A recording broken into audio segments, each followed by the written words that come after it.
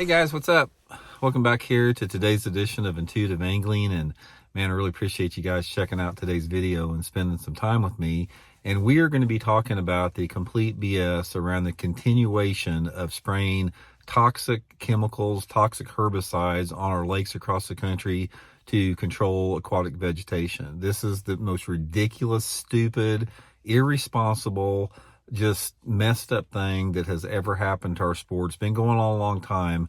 A lot of different safe environmental options to this we're going to discuss in today's video, and we're going to get into that, and I'd definitely be curious to get your guys' feedback as well. Also, guys, a quick invitation. I'd like to invite everybody to please swing by and check out my Fish the Moment Lake Map Breakdowns.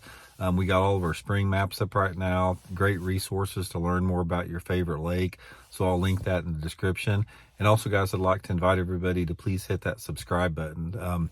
All you guys that have hit the subscribe button, much appreciated. We're really working hard to get to 150,000 subscribers. And thank you very much if you hit that subscribe button. Really appreciate that. Okay, guys, this is a ongoing conversation we've had for years because it's not getting any better. It's not stopping. We have seen for decades now that all of the lake managers, especially like in lakes that, down in Florida, Texas, anywhere where you have aquatic vegetation, they use and they contract these companies to come in and spray toxic chemicals and herbicides on the water to control vegetation. We even had them up here at Lake of the Ozarks. Lake of the Ozarks had milfoil that got put in the lake years ago, and as soon as it came up, they started spraying toxic chemicals on it that killed it. We've all seen the devastating effects from this. Everything from fish kills. We've seen algae and plankton blooms increase, the water quality degradation, poisoning of our water. Not only the poisoning of fish and fish kills, we all saw that huge fish kill they had at Lake Apopka last month, when somebody sprayed a bunch of chemicals down there. But this affects the entire ecosystem. When you're spraying toxic chemicals on a body of water to kill vegetation there, you're killing everything. You're killing the insects, you're killing the minnows, you're killing every single one. And all these proponents of it, which you got to follow the money, guys. I guarantee anyone that's a proponent of this they're either stupid and ignorant, or they have some type of vested financial interest in it. There's nothing else. You're either stupid or ignorant, or you're making the buck off of it. There's no other option for it. But we've seen what this does to the entire ecosystem. We've seen how it has turned Lake Okeechobee into a soup where there's 5% of the lake has all the fish in it, and every 95% of the rest of Lake Okeechobee is a mud pit. We've seen it the time and time again, the problems that this creates, and for no reason whatsoever. Now, here's the option that I don't understand. Oh, I do understand what it is. We'll get into that. But there is a device called a mechanical harvester. And some responsible managers and people that manage, fisheries, they have utilized these mechanical harvesters very effectively. And they're basically just like a lawnmower that you put in the water. And they can compile and they can, gather up all of the vegetation that they cut, and they can turn it into animal food like horse food or cow food. So it's completely environmentally safe, and they actually have a product that comes out of it that benefits everything. It's like, it is the way to do it. It's like, if people want to control aquatic vegetation, they ought to be required by law to use these mechanical harvesters. And I do not understand why there hasn't been legislation passed in this country.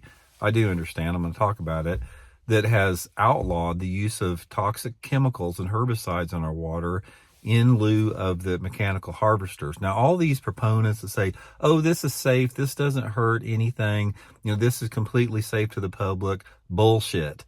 Have them go down, if it's that safe, let's have whoever says that, let's have them spray all that toxic chemicals into their water supply that they drink every day, and then we'll see if they change their tune on it. It's like anything else, guys. It's all about money. That's all this whole thing is. I have seen time and time again where there is some type of a correlation between the people that are in positions of power that actually say yes or no, or yeah, we're going to use toxic chemicals on our particular waters, and the chemical companies. It's like somebody's getting a kickback from it. It's like this does not need to happen. There is a lobby in this country out there within the petrochemical companies and the chemical companies to basically, get into cahoots with these people that manage the fisheries and make it the way it is. They're gonna sell them the chemicals. They're gonna spray the chemicals. To hell with the fisheries, to hell with the environmental sustainability, to hell with the ecosystem, because somebody's making a buck on it from selling chemicals. That's what it is.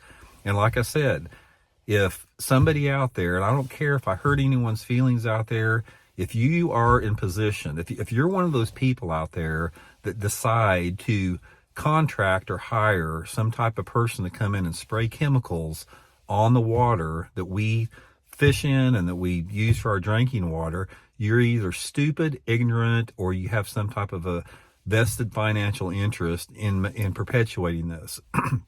Because anybody out there that has any concern for the environment, any concern for safety and health and the quality of fishing and not putting a bunch of carcinogens in the water, they would be using these mechanical harvesters to control the aquatic vegetation.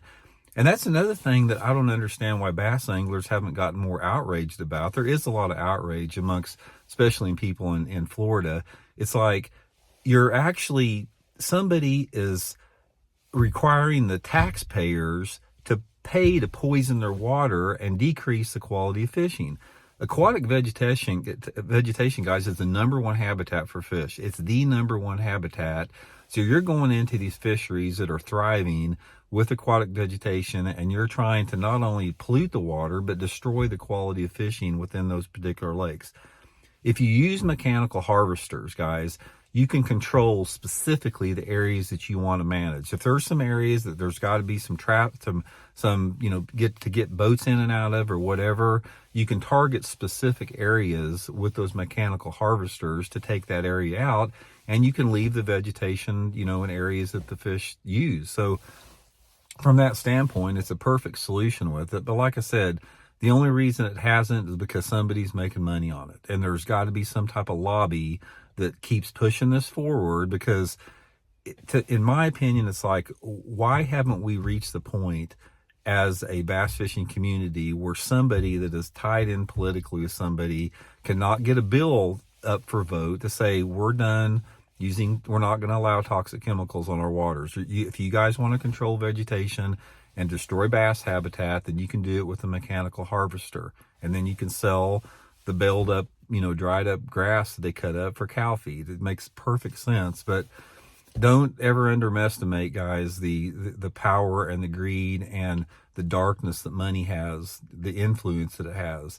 Don't count on people to do the right thing when there's money involved with it. And this is just one of those things where the more and more that I see and observe the human species, that most humans, I'm not saying all of them, but there's a large percentage of humans that are in positions of power that destroy everything they touch. We've talked about this with overdevelopment and different type of environmental issues.